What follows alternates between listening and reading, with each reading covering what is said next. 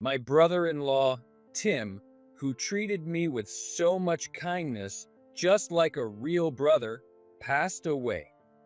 It was truly sudden. In Tim's casket, there were beautiful flowers, mementos, and family photos. As I glanced at one of the photos inside the casket, I noticed a clearly malicious photo. At that moment, I was certain Tim didn't take his own life. He was murdered by someone. Then I remembered something Tim had said to me.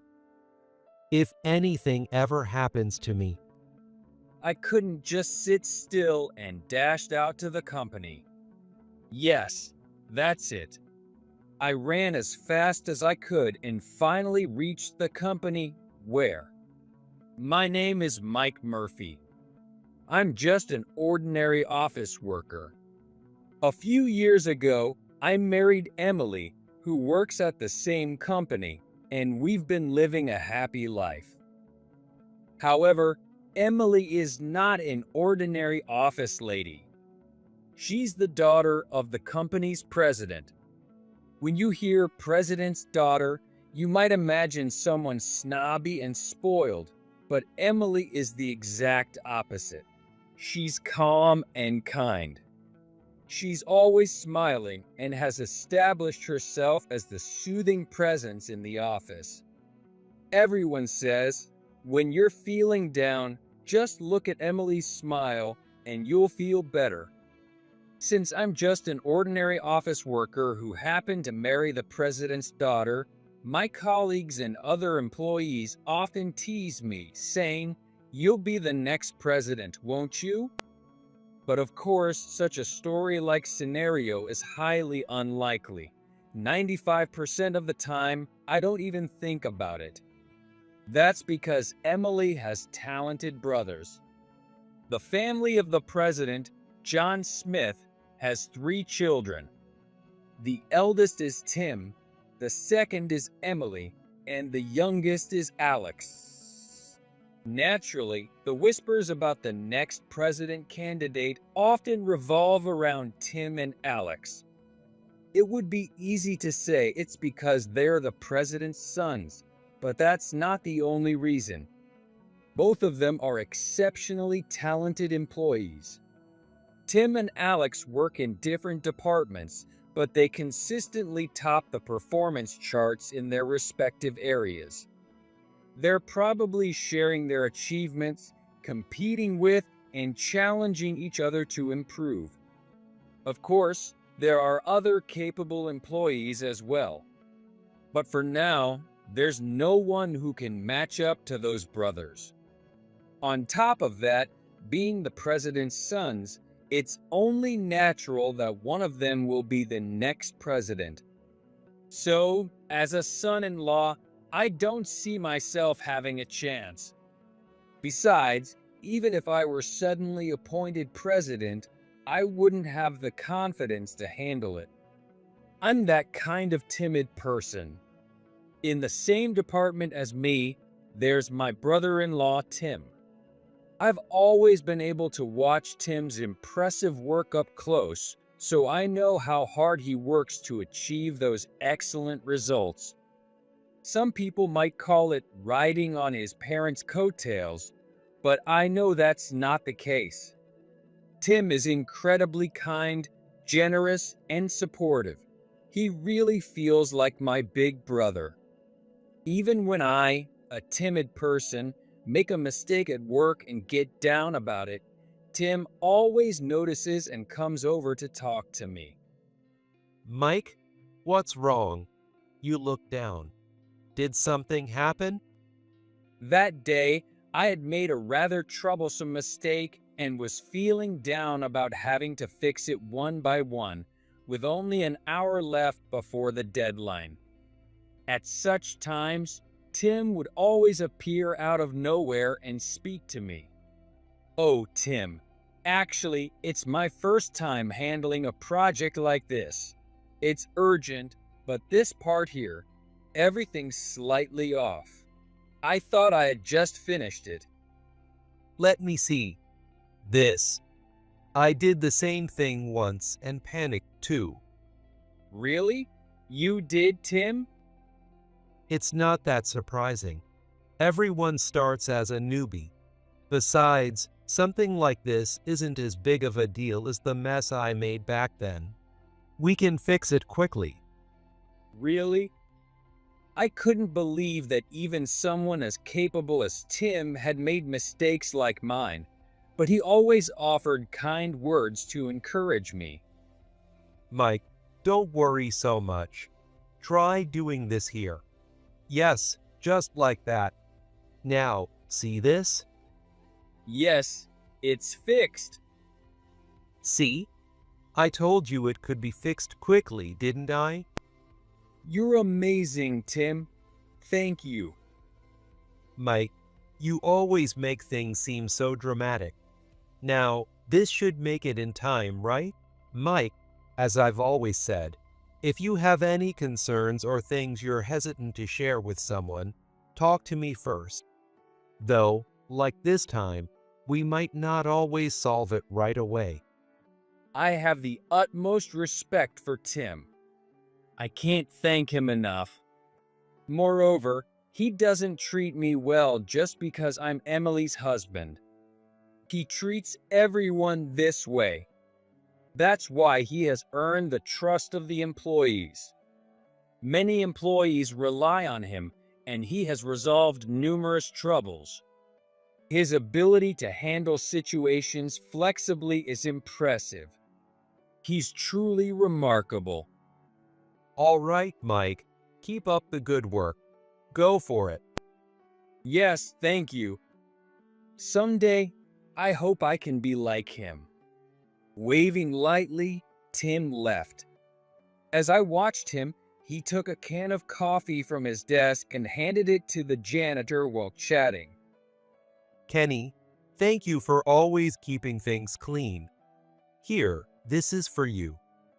Hi, Tim. You always treat me well. I think I've received as many coffees from you as my salary. The janitor laughed heartily. His name is Kenny. He's been working as our janitor for decades, and Tim, Emily, and Alex have known him since they were kids. That's an exaggeration. I appreciate all you do.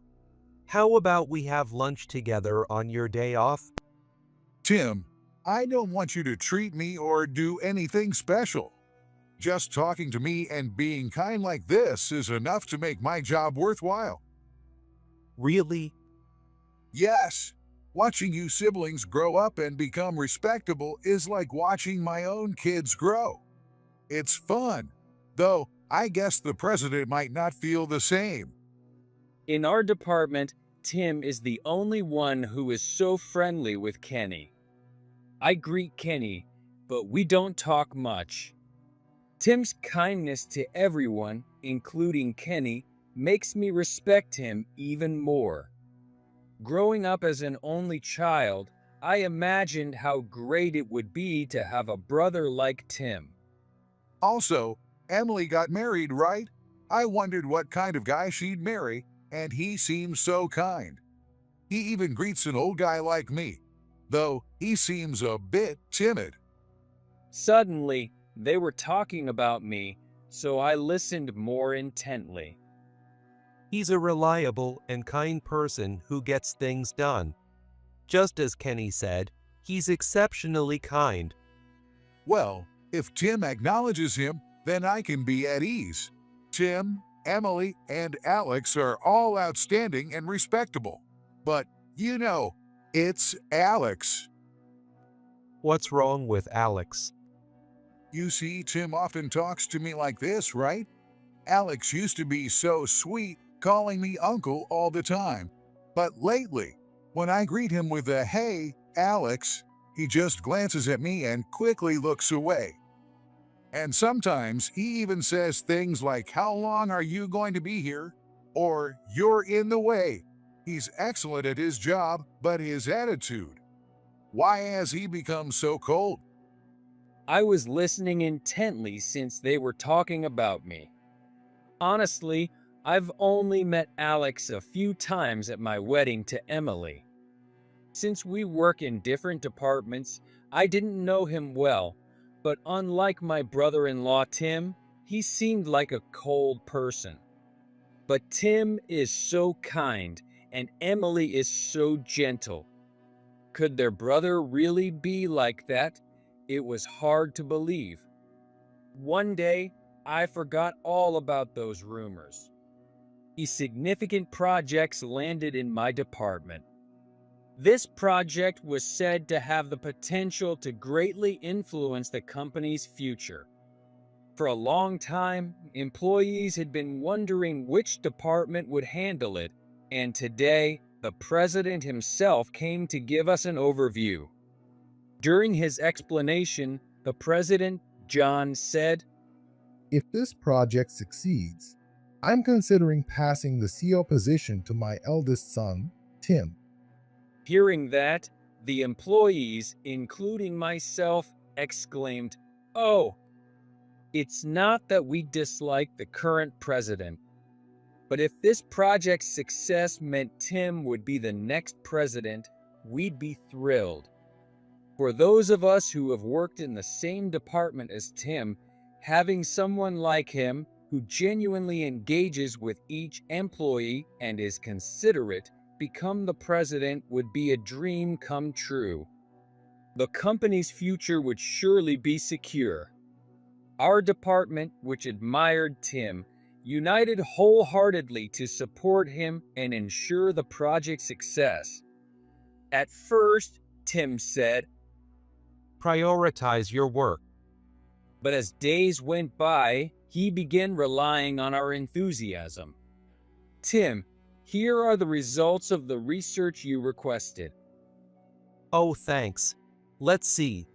Yes, Mike, your reports are always so clear and easy to understand. It's really helpful, thank you. Come on, you taught me how to organize them like this, Tim.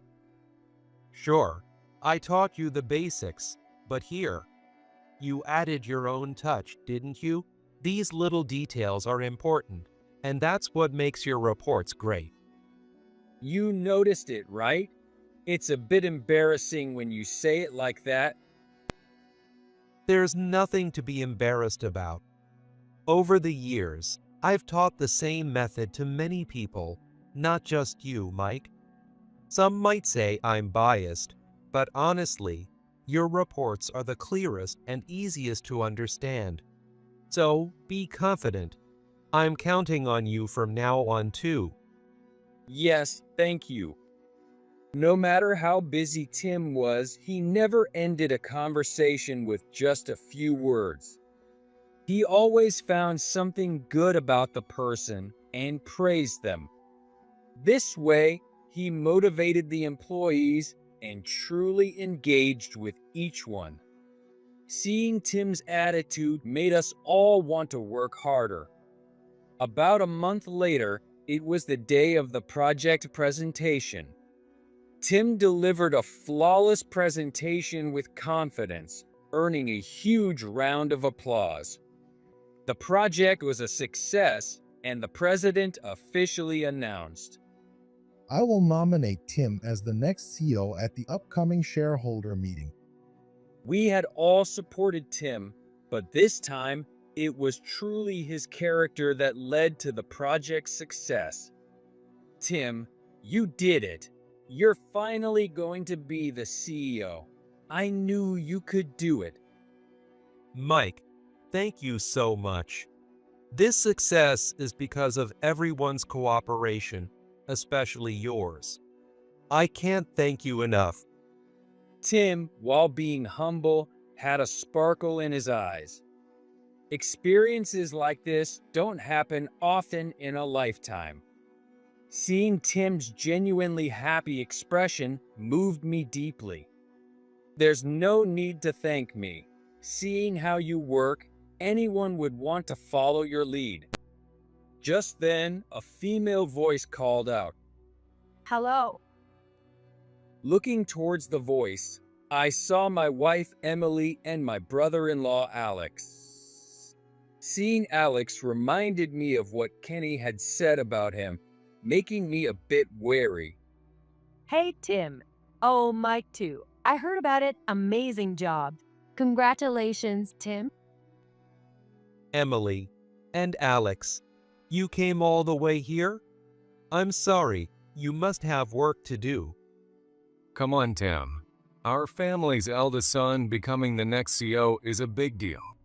We had to be here. Congratulations. I don't think I could ever catch up to you. Alex spoke to Tim with a smile. Towards the end, his expression seemed to darken a bit. But, contrary to Kenny's gossip, Alex didn't seem like a cold person. I decided not to think too deeply about Kenny's rumors. One day, a while later, today was my day off. The big projects was over, work had settled down, and we were free from the hectic days. Feeling drained, I was lounging lazily on the couch at home. I heard the buzz of a vibrating smartphone. Is it mine? I looked at the table behind me and saw that it was Emily's phone ringing. She answered it as usual. Hello, this is Emily. She replied cheerfully at first, but her voice gradually grew quieter. That's what I thought, but Emily's voice gradually became quieter. She kept repeating responses like huh and what, as if she didn't understand. Sensing something was wrong, I looked at Emily, and her face had turned pale as if she was about to faint. She was responding in a daze. When the call ended, she dropped her phone. Emily, are you okay? What's wrong? I cautiously approached Emily, and she stared into the distance, her expression unchanged, tears streaming down her face. Emily, get a grip. Are you okay? What happened? Did someone say something to you? I had never seen Emily like this before. Not knowing what to do, I desperately wanted her to speak and kept asking questions. Then, in a strained voice, she mumbled something.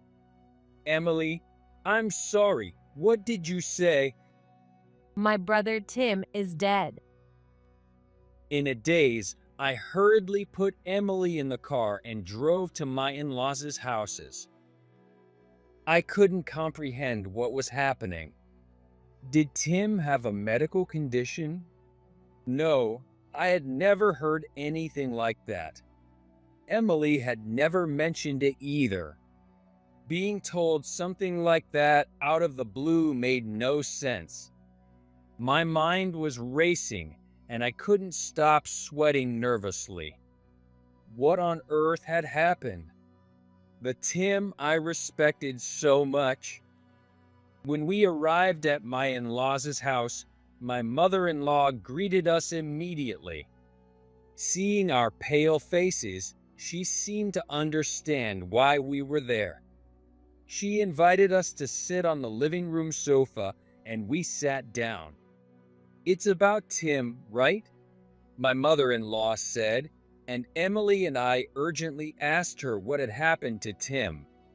My mother-in-law began to speak slowly.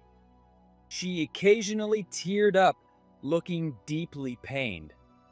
As unbelievable as it was, Tim was undoubtedly dead.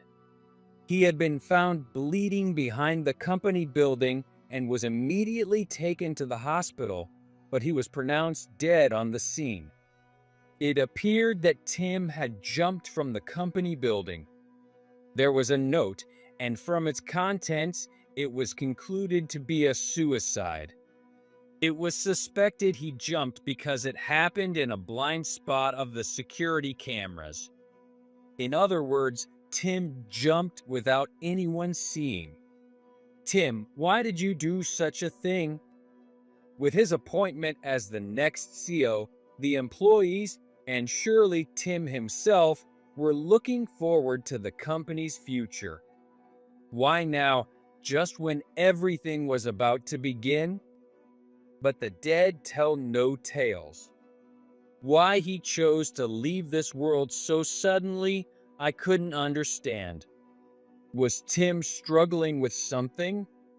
Even though I was so close to him, I only relied on him and couldn't truly help him. I couldn't do anything. And then the day of his funeral came. Many people attended the funeral of the well-liked Tim. In addition to my in-laws, my family, and all the employees from Tim's department were present.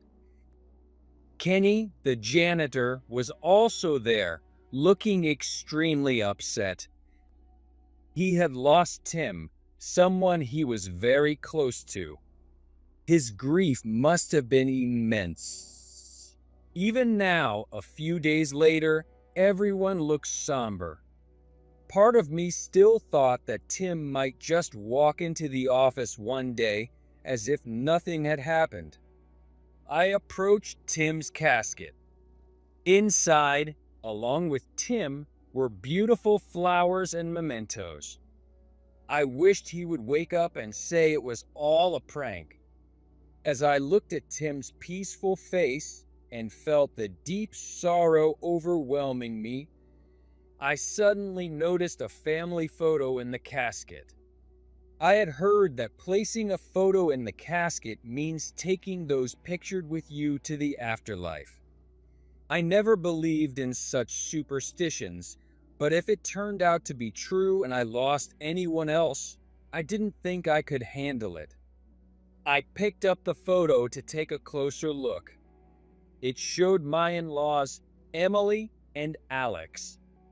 But one face was blacked out with a marker. In the family photo, Tim's face was deliberately blacked out. I see. I was convinced. At that moment, I had no evidence, but I knew it. Tim didn't take his own life. Someone killed him. Someone made it look like a suicide. Believing this wholeheartedly, I couldn't sit still and ran to the office. Yes, that had to be it. I hadn't run this hard since I was a student. When I finally reached the office, I headed straight for Tim's desk. It hadn't been cleared yet. I opened Tim's laptop and powered it on. Before his death, Tim had given me a note out of the blue. Mike, here. Can you keep this for me? Tim, what's this note for? It's a sign of trust. It's my computer password. What? Why are you giving me something so important? In case something happens to me. Tim's smile had turned oddly serious. Looking back, maybe he had sensed something. Come on, Tim. Don't say things like that. Just kidding. But, you know, if I get sick or something, I might need you to send some data. You should manage it yourself. Are you sure you trust me with this? Come on, just keep it. You might not need it, but just in case, okay? Hold on to it.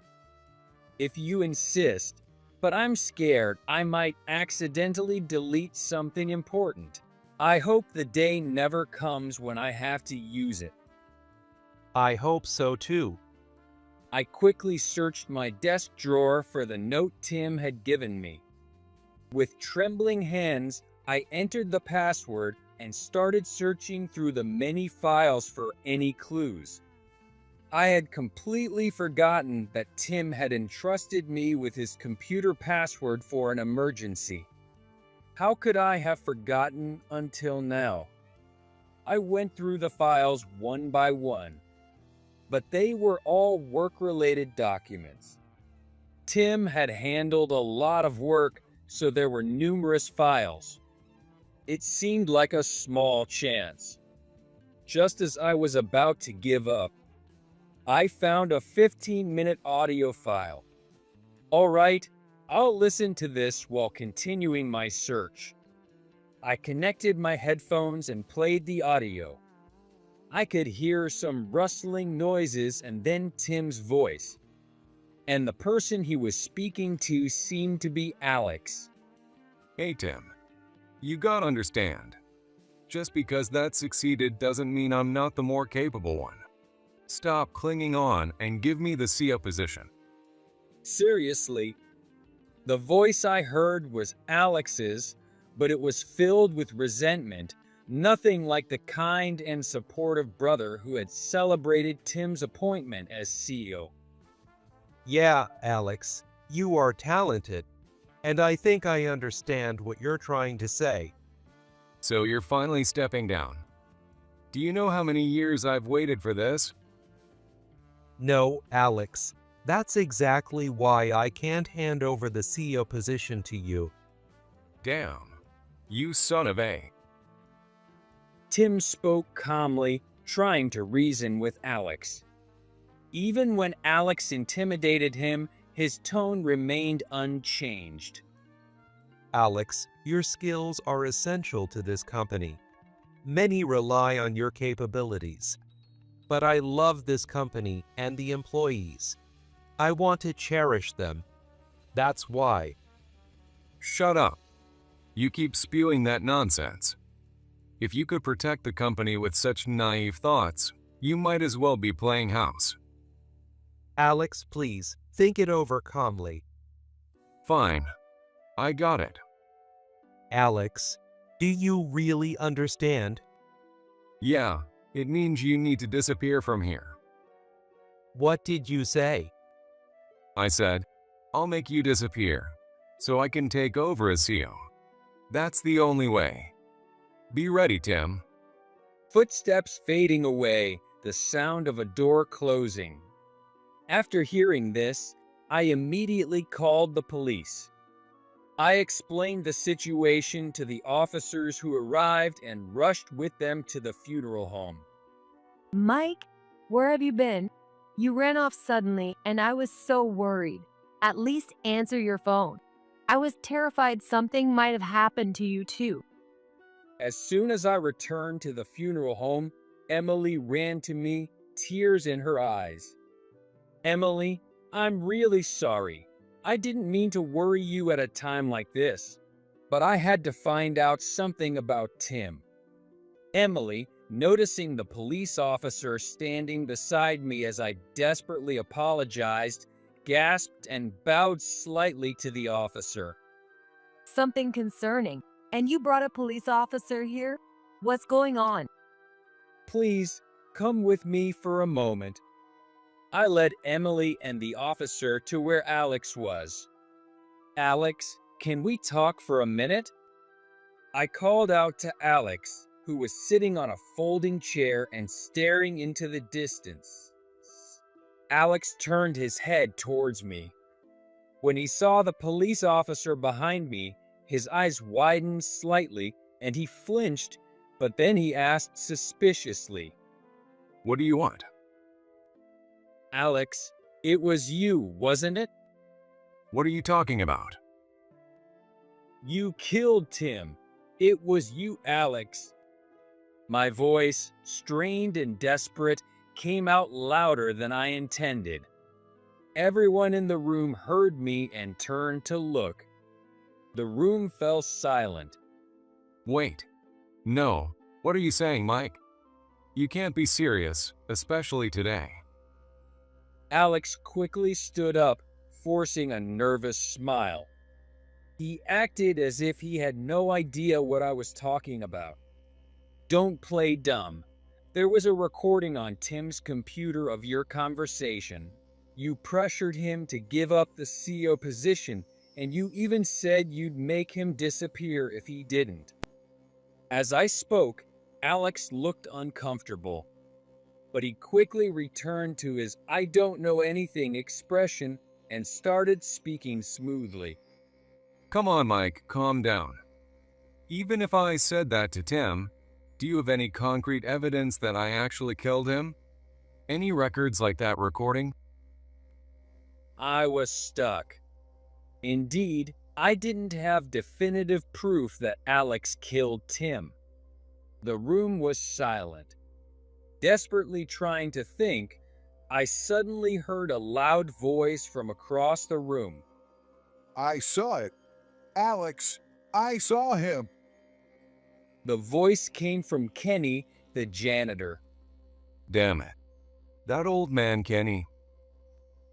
Alex muttered under his breath. Kenny continued speaking loudly. I saw it. Alex called Tim to the conference room and they were talking. I was curious and pretended to clean the hallway while eavesdropping. Then, suddenly, Alex started yelling.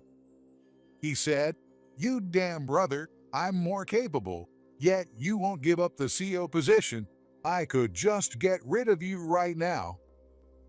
Then he kept pushing Tim until he was backed up against the window, and Alex opened the window and pushed Tim out. Everyone, including me, listened to Kenny's story, stunned and unable to hide our shock. But hearing this, Emily's anger flared and she began to cry out. Kenny, if what you said is true, why didn't you report it immediately? Why didn't you consult someone right away? Were you planning to keep silent until someone brought it up? Did you just watch and let Tim die? Emily, please forgive me. I never meant to let Tim die. Emily, please forgive me. Then why? Why didn't you do anything? Alex, he threatened me into silence. At Kenny's words, everyone turned to look at Alex again. I saw Alex push Tim out of the window. I was so shocked I couldn't move, and then Alex came out of the conference room and saw me. He asked if I saw what happened. I was scared and said no at first, but then he yelled at me until I admitted I saw it.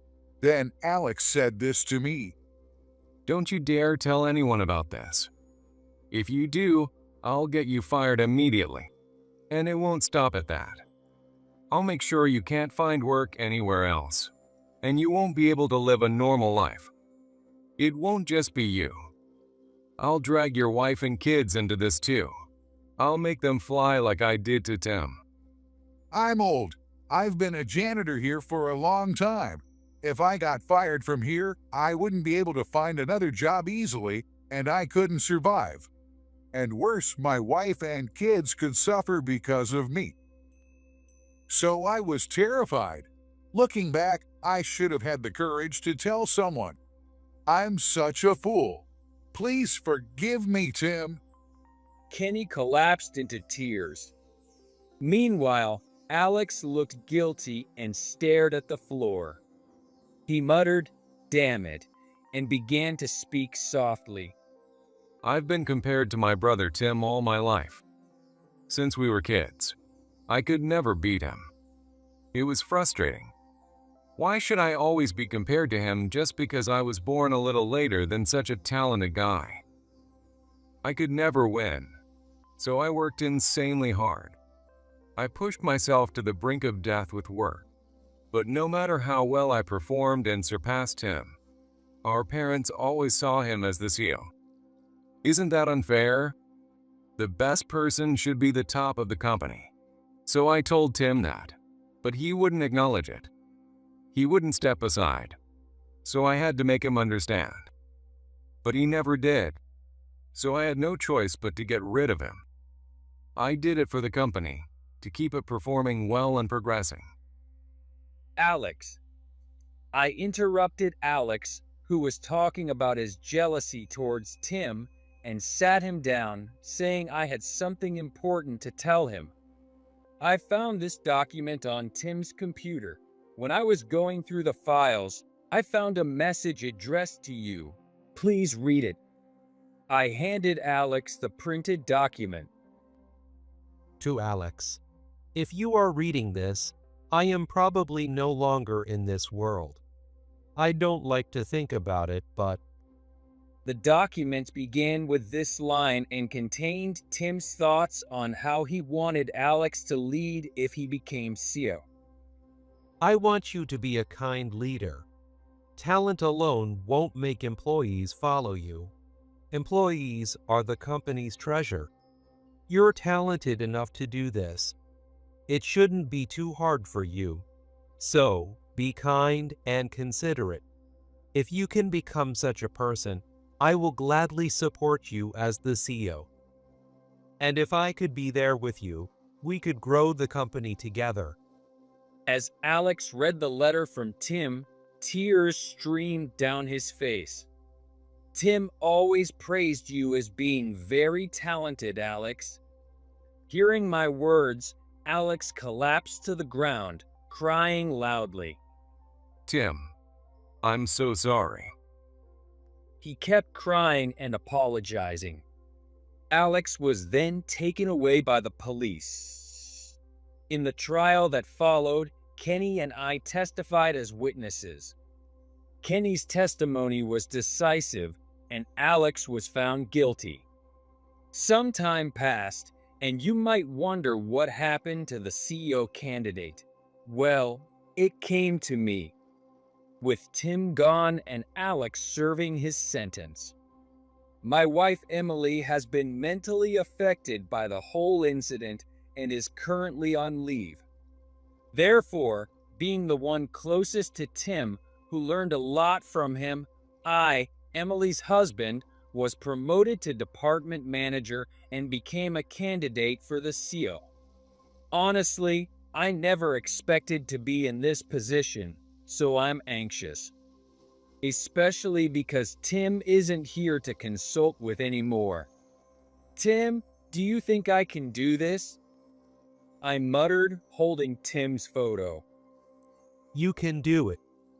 I heard Tim's voice behind me. I turned around instinctively, but Tim wasn't there. Mike, what should I do about this? Mike, I'm sorry, I messed up here. Mike.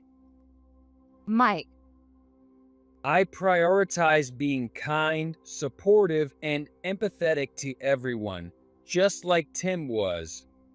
If I do that, even someone prone to mistakes like me can inspire everyone to work together, trust me, and follow my lead. If I can become a supportive manager and CEO. Watch over me, Tim. I placed Tim's photo on my desk and got back to work.